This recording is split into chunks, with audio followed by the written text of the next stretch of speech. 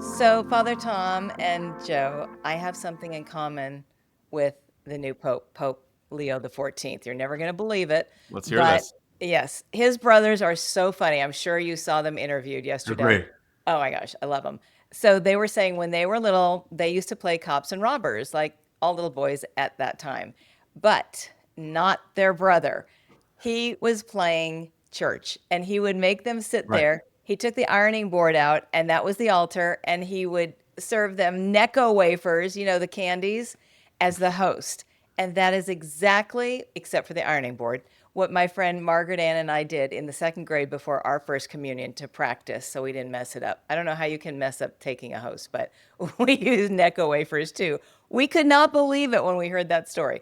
Anyway, I just thought that's probably the only thing I have in common with him other than I'm American.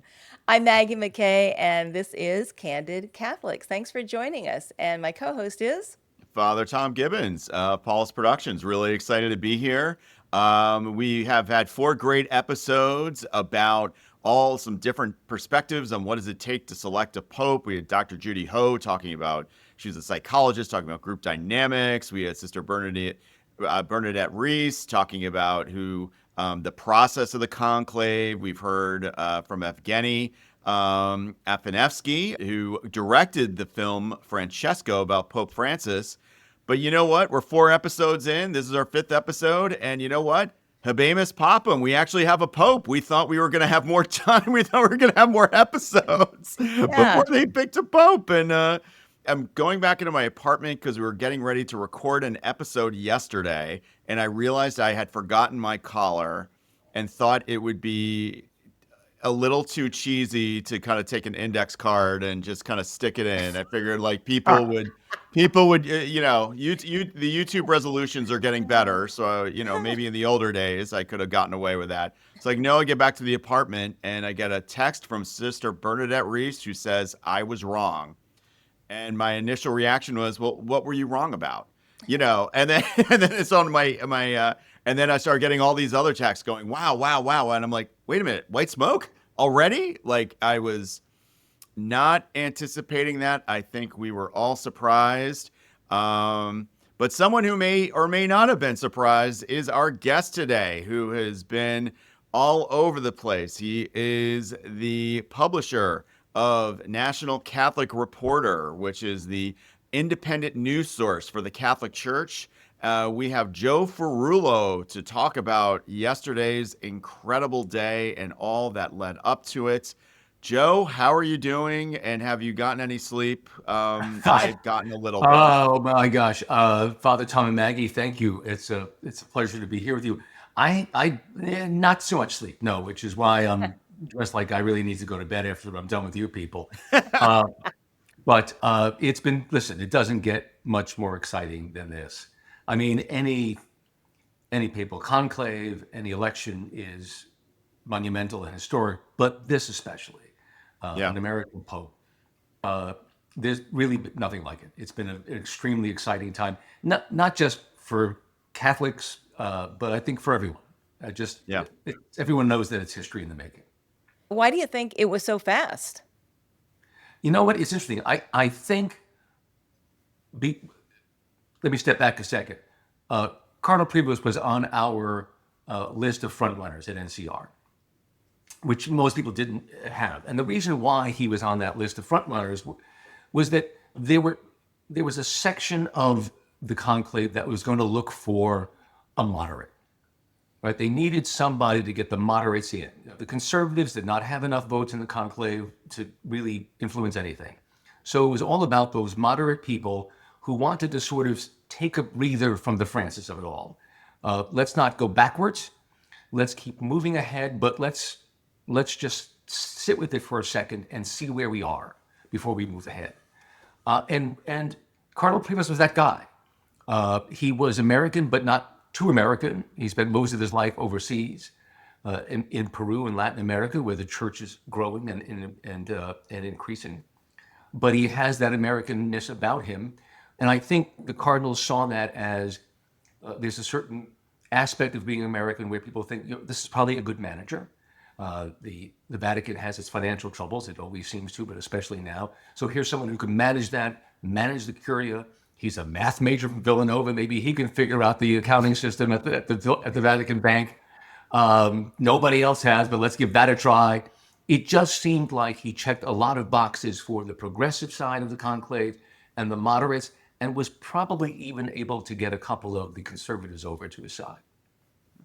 Well, it's funny because I'm going to publicly call out in a good way Father Sean Foley of the Paulist Fathers, who like 2 weeks ago sent this email around. He says, I know there's a lot of names out there, but here's a dark horse that no one's considering, that if it's an American, and he started talking about Cardinal Prevost.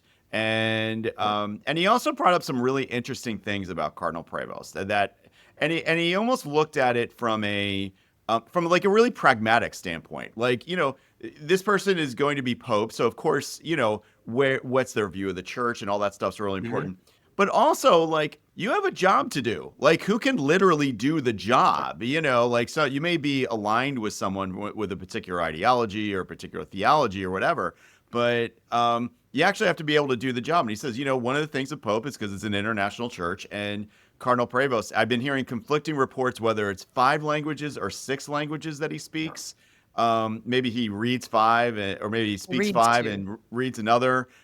So he's a polyglot, which is, of course, as we know, very important. And then also, because he was head of the dicastery of cardinals, one of the things we've been talking about is all the cardinals were spread all over the globe. So in a lot of cases, these were cardinals who didn't know one another. Many of them didn't know one another. But who's the one guy they did know? The head of the dicastery of bishops.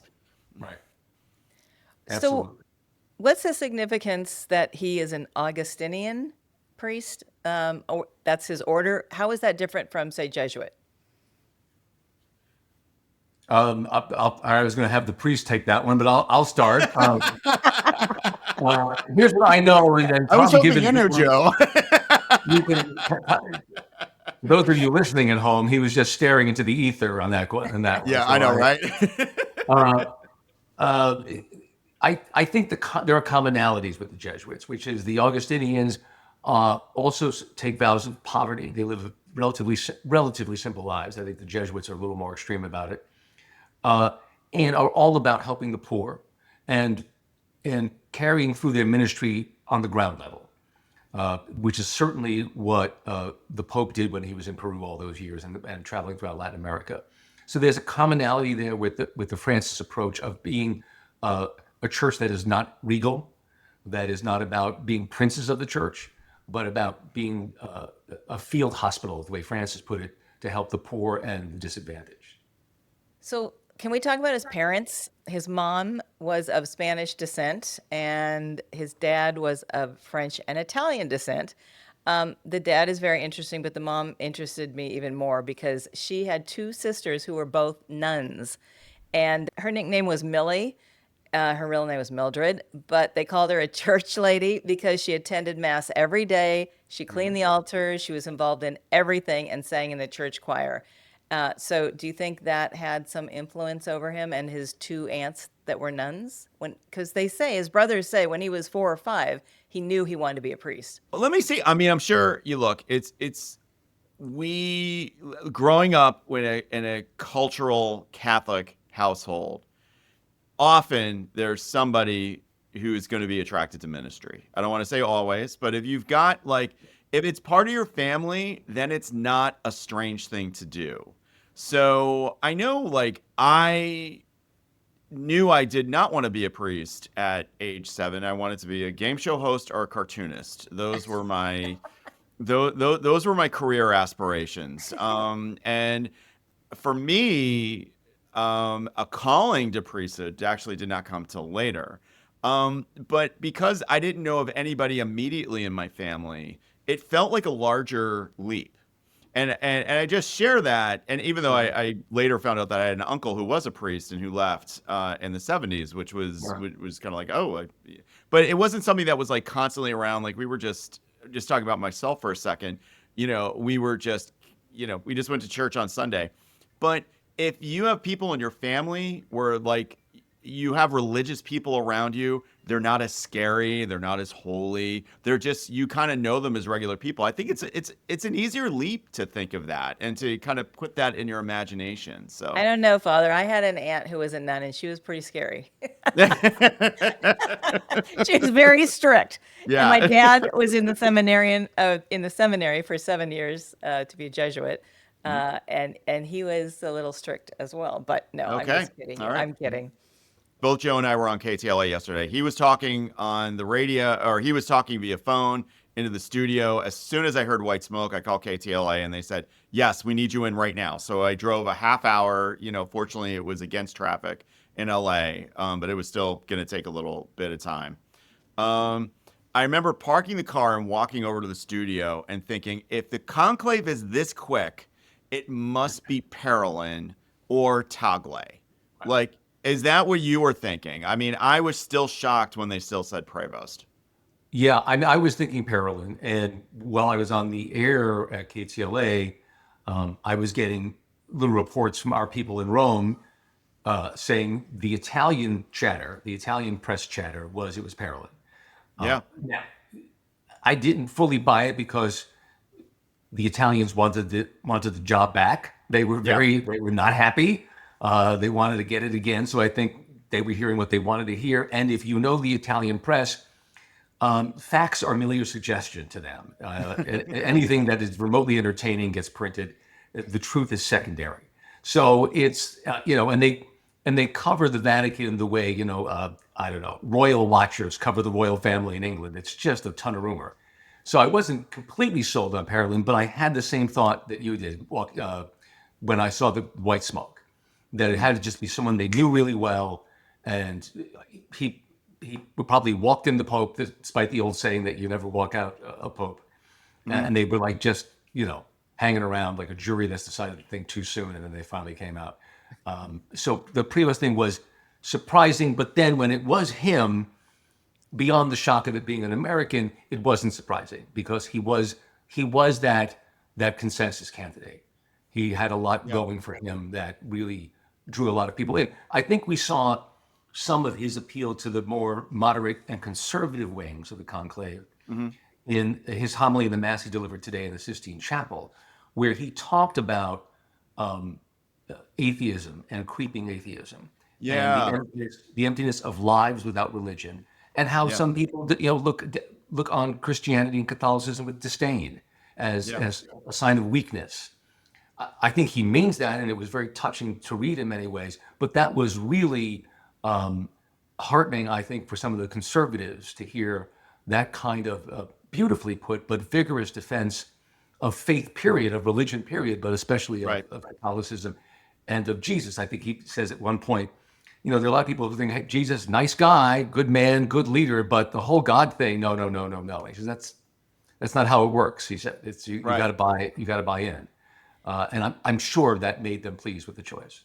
One of the interesting things that Sister Bernadette brought forth was that when she was watching Prevost, now Leo XIV, speak for the first time on the balcony of St. Peter's, she said, it was really interesting. He sounded like Francis, but he dressed like Benedict. And I think for many, it was like for some who had like really struggled with Pope Francis's, because he was all about simplicity, Pope Francis. So he really dressed that way. He really kind of leaned into that as part of his message. And I think in some ways, kind of to your point, Joe, that as kind of like a balance, I think that's something people who tend to be more traditional kind of struggled with. One of the things that they struggled with Francis is just his kind of, sometimes they thought he was too down home in his approach, where it was like Parolin was kind of seeming to bring that back. So yeah, Prevost. it's interesting. I mean, we'll see how it all plays out, because obviously part of Francis's appeal to the Catholic in the street, so to speak, was that down home. Was the guy who wore the worn shoes and drove the Fiat, and would talk to anybody really, and was a personality. We live in a media world, and that personality was captivating. And Leo, from all accounts, is somewhat shy. Somewhat, I mean, compared to our tango dancing Argentine. But But you could even see it in how he delivered his speech from the balcony. He's a little more reserved, not in a haughty way, not in an elitist way, but just his personality. But he has a lot of that pastoral experience that Francis had and that the conclave was looking for, Yeah. having especially in Peru among the poorest. So it's interesting to see how his personality plays with people. Well, so far he doesn't have the red Pradas, so we'll be There's looking a for plug. that. And a lot of, I don't know about you, but a lot of my friends in the media were interested in seeing what kind of car he drove. Yeah. Did he do the Fiat? Did he do a big we know? Maserati? And I saw a video of him pulling up to some event right after the election in a Volkswagen SUV, which I thought was a good middle road. So That's Yeah. even good. the car was a good compromise, I thought. Yeah, he's like in between maybe. So Right. getting back for 1 second on the whole wardrobe thing. You probably know this, Father Tom. I had never heard this, that the Cardinals, what they wear, and they have all those buttons. There's 33 of them for Jesus's life of 33 years. Did you know that? Oh, you did. No, I didn't know that. I didn't know that either. And No. also, the tailor who made Pope Leo XIV, gotta get used to that. Is it a cassock or a vestment? What would you call that, Father Tom, that he wore yesterday? I would say cassock. I would Okay. say So- like a papal cassock. Yeah. Okay. So the tailor that made that had to make three sizes in width, but not in length, because obviously. And he also made three little tweaks or variations so that just for his own entertainment, the tailor, when the Pope came out, he'd know which one he had chosen. Isn't that hilarious? That's Oh so my Italian goodness. to me. Yeah. Like, what a and joker. the Taylor story is fascinating. One of our reporters in Rome spoke with him. He's 80 something and has been doing it for 70 years. I think he was 10 or 11 when his father said, "You're helping me out here at the shop," and his kids will probably take it on after him. So is that also that Italian tradition of this is who we are as a family, this is what we do, and no one does it better because we've been doing it forever. It's very sweet stuff. Very sweet. I heard that originally, whoever found that tailor needed something, and they just ran in and got it. But it was just a little shop between an ice cream shop and a pizza shop, a restaurant. And I guess it's still there. I guess it's the original Yeah. one. Oh no, they're still there. Yeah. They do other things besides paperware, I'm sure. I mean, that's a more, once every 13, 14 years you get a Hopefully. sale, that would not really sustain the business. Yeah.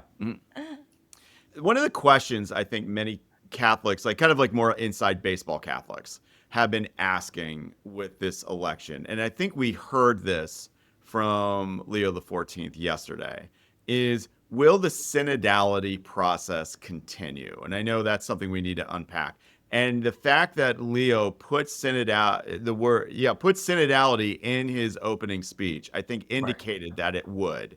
Can you talk about what is this synodality thing? What is it? Like, I think it's a lean forward to our more listening church, but can you talk about it, what it's been meaning for the people you talk with? Well, for me, I think it is about, synodality is based on a Greek root meaning to listen. And so that was Francis's program, essentially, to have a bottom-up church, not a top-down church. And he began that process. And as you know, just a few days before he passed, he signed a declaration laying out the process for the next 3 years and how it would go. So he knew that this would survive him to some extent, especially if the right Pope successor was chosen. From what we're hearing, Cardinal Prevost was an enthusiastic participant in the two synods on synodality. Father James Martin, a Jesuit well known for his ministry to LGBTQ Catholics, posted a photo somewhere that a friend shared with me of him at a synodality table in October with Cardinal Prevost. And so there's that feeling that that's something he thought the church needed. And again, in Latin America, in a poor country like Peru, where there's, because of the Andes, parts of it are so remote, you have to listen to the people there. You're far from Rome. You're far from the bishopric, wherever that happens to be in Peru. You're kind of working on your own, and you listen to the people or you lose the people, because they're your foundation, in the way it isn't in a bigger city, in a more developed country, or in some place closer to Rome. So I do think he'll carry that. And he also mentioned the word peace 10 times Yeah. in Yeah. that brief balcony appearance. So I guess that's one. You mentioned the LGBTQ community. I've heard a lot of people and seen it on social media. They're saying, we'll see. I don't know Yeah. if it's skepticism or they just want to see where he lands on all those issues that are involved with that Well, community. I mean, look, for a certain brand of progressive Catholic, there was, some TV consultant coined this phrase for me, anticipantment, which means they anticipated change and were ultimately disappointed by it. And I think that describes some people on the progressive wing. Francis brought up all of these hot button issues for the first time and engaged in frank conversations about them, but there wasn't much change. There was a colossal change in tone. There was a colossal change in we want to be the welcoming church, and that's our emphasis, todos, todos. But in terms of changes you could see on paper, changes in Catholic theology or in Catholic governance, there wasn't a lot on LGBTQ, on the role of women in the church. There were some moves in the direction in each of those kinds of things, but not enough for those who wanted it to go all the way. And I think that was deliberate on Francis's part. He was very conscious of developing a consensus, a global, a church-wide consensus before doing anything, and felt that the talking about it, the bringing it out into the light and making it part of the conversation was a win in and of itself. So I understand some of those people going, let's wait and see. I saw an interview from earlier today with one of the heads of SNAP, the group that advocates for abuse survivors, said the same thing. I don't know. I don't know. I think he may have done something that he's or not done what he should have done. I don't know. Until I see it, I'm going to be a skeptic. And I also think that brings up a good point, because I mean, God, we have been just analyzing every tea leaf and straw wrapper and That's fun. Well, come on. napkin ad nauseum, and I mean, I think there's a part where Francis grew, as we know, and when I would say grew, but evolved on certain things, where I think it was it Lima, Joe, where there was abuse. He kind of said something in Chile, Santiago, Chile. In Chile, yes. And then but he kept the conversation alive, and he talked. And I think, there's kind of I think it's good that, I think we're hearing really exciting signs in a lot of ways, but I really like what you were talking about, anticipantment, because, there's, sometimes I wonder if the Pope is just this giant Rorschach test where everybody just dumps all their hopes and dreams. And Absolutely. I need somebody who's like this, and I want this, and I want this. And it's there's an invitation. It's well, let's Leo the 14th tell us who he is. And that's going to happen over the next few days and over the next few months and even years and, God willing, decades. It's got to be crazy No, it's pressure. interesting. I mean, the church does not move at the speed of America. Americans are impatient people. We like microwaves and telephones and all of that. We want to get things done quickly. That's not the church, and it shouldn't be. America is only 7% of the worldwide Catholic population. We don't run the place. I mean, we kind of do now with that guy, but we don't run the place. And I think, as Francis saw when he was trying to tackle some pieces of the LGBTQ issue, he had bishops in Africa going, whoa, whoa, whoa, whoa, hold on. That's not our culture here. We're not there yet. Right. And you're trying to tell us, hey, you got to be, is a little bit of a Western cultural imperialism, and we've kind of had enough of that here in Africa. Yeah. Thank you. And he had to dial back. And he had to say, listen, this is an optional thing. It can be adopted or not. I'm just saying, if you want to, you can do blessings. Yeah. If you don't, I get it. You're still a good guy in my eyes. But it took the bishops in Africa saying, not too fast. Yeah. When they showed him on the balcony close up and you could see just the side of his face, weren't you just wondering, like, what in the world is going through his head? Like, the pressure of that position has got to be insane. And one reporter brought up a good point. Where does he sleep tonight? Like, his world has just changed 360. So what happens, like, practically, just the things like that? Does he move into Well, but here's the Vatican? thing, though, Maggie, right? Because Francis was in some of those ways a rule breaker. Um, in every way that Leo goes back to the old ways, there's going to be a judgment call by somebody. Somebody's like, he's going to the regal papal apartments. He wore the fancy vestments. Yep. Is that where he Uh, went, though, yeah. last night? I don't know. Okay. I don't know. I think I read that he was sleeping not in Santa Maria, the sort of very spare apartments that Francis was in, but there was some other guest house where he was put. Now, it may be because they're preparing the papal apartments for him. I don't know. But So all those little things, all those sort of little lifestyle things, which the Pope never had to consider. So I get the papal apartment. I can wear Yeah. the rich shoes if I want. I got all this fancy stuff. It's cool. It's now sort of being looked at the lens of, okay. Oh, that's where you stand. All right. Okay. what Put on those about shoes. Go ahead. coming up, the installation, the inauguration? Some people call it inauguration. Is that right, Father Tom? Installation? I know it's installation, but is it inauguration, Joe? It's been called, I've seen it called the inaugural mass. Okay. So Yeah. So what do we expect from that? When does that happen? that is, I think, pretty far-ish away, May 18th, I believe. So not this Sunday, but the following Sunday. And we're hearing that the Cardinals are not happy. They want to go home. It's apparently a relatively long wait for that mass. And maybe it has to be done on a Sunday. I don't know. And they just didn't want to step on the toes of all the mothers on the planet and do it this Sunday. Smart move. I don't know. Smart move. Is that where But he the gets his Cardinals are ring? like, we would really like to get out of here now. We've had enough pasta to last a lifetime. We would like to get back home. So, but the decision has been made, and I believe it's going to be, a week after Sunday. Is that where he gets his ring? I believe so. I'm not sure, but I think that's part of the ceremony. Yeah.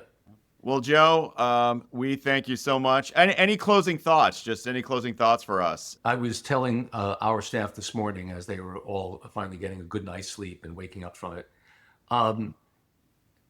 Being part of the coverage of a conclave and an election is a privilege and a blessing. Any papal election and elevation is special, but this one was so incredibly special and moving. An American Pope who represents in some ways the best of America. Everything from his ability to speak 5 or 6 languages to his melting pot background, ethnic background, from the Dominican Republic to New Orleans to Chicago. It's a thrilling time, I think, to be a Catholic, period, but to be an American Catholic and for us to have at least some kind of witness seat, some kind of chair, to all play out has been just remarkable. For people who are not familiar with the National Catholic Reporter, Yes. can you just tell us a little bit about like how long it's been around? What's the story on it? Sure, I will happily do a sales pitch. What are you kidding? Thank you. The National Catholic Reporter is 60 years old this year. It was started in 1964 in Kansas City, Missouri, by a bunch of reporters of the local newspaper who felt that the church deserved to be covered the way City Hall was covered. Without that, it's not propaganda. This is an important global organization, and it deserves to be held to account. And they were answering the call of Vatican II that said lay people need to get more involved in the life of the church. They need to make this their church. So we are independent. We are nonprofit, and by independent I mean financially independent. No one from the church funds us, but editorially, we don't have a bishop looking over our shoulder telling us what to write or not to write. We've in fact often had problems with various bishops. Our nickname among a certain kind of bishop in America is NCR, means not Catholic really, and we are we're kind of proud of that in a way. Do you get it online? We have a great history. We are, and we lean progressive. We focus on social justice issues, on Catholic social justice and the dignity of the human being. and the rights of everyone to live their own lives in the eyes of God. So do people read it online or do you print it or what? But we have, thank you again, ncronline.org is our website, and there's a lot of new content there every day, 7 days a week. We also have a newspaper that now publishes just twice a month, every 2 weeks, which still has about 20,000 subscribers. We get, in an average month, about 1 million users online. Wow. In April, when the Pope passed, we had 3.4 million, and we'll probably get about the same this month, I think. And because of Francis, it's a remarkably young readership. I come out of the TV business. I was an executive at CBS, and you always wonder, how do you get young people to watch your show or read your thing? Of our 1 million readers, about half are 40 years or younger, 44 years old or younger, which for a church publication is astounding. I mean, I think even the New York Times would love that. About 28% of them are 34 years old or younger. And that's because we cover, again, thanks a lot to Francis, we cover issues that young people care about. Care for the planet, human dignity, immigration, LGBTQ, the role of women in the church. All things that Francis said, let's talk about. So, and I think, to me, those numbers are proof that young Catholics in this country at least, were really drawn to Francis and that kind of papacy. And I do hope Leo keeps that up in a different style, for sure, in a different way, but let's keep the synodality going and just keep those things on the table. Let's keep talking about it. Thank you so much. Yeah, and thanks, Thank you, and Joe, just thanks for all the support you're giving to Paul's Productions, and just all the work you're doing at NCR. It's so important, and I think it's really great to have seen NCR shine, especially this week. So congratulations on a great week. It's been a privilege, but it's been a privilege for all of us. This has been quite a remarkable week to be alive. Yeah. Others have been just as remarkable, but not in a good way lately. So this one was. Good point. Good point. All right. Thank All you right. again. Take care, Joe. God Thank bless. you. Take care. Bye.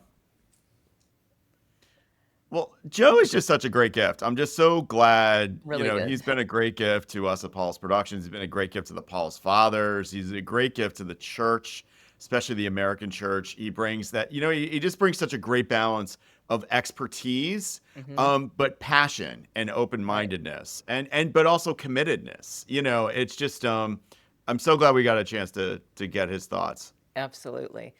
Father Tom, I just have to ask you before we wrap up about the ring. Does the ring, yes, Pope the Leo ring. XIV get his ring at the inauguration installation, or what? And Okay, what does it look like? The answer to that question is I believe so. So I'm sorry I don't have the answer on that when he eventually gets the ring. But I think you're correct in saying it gets at the installation, inaugural mass, whichever it's called.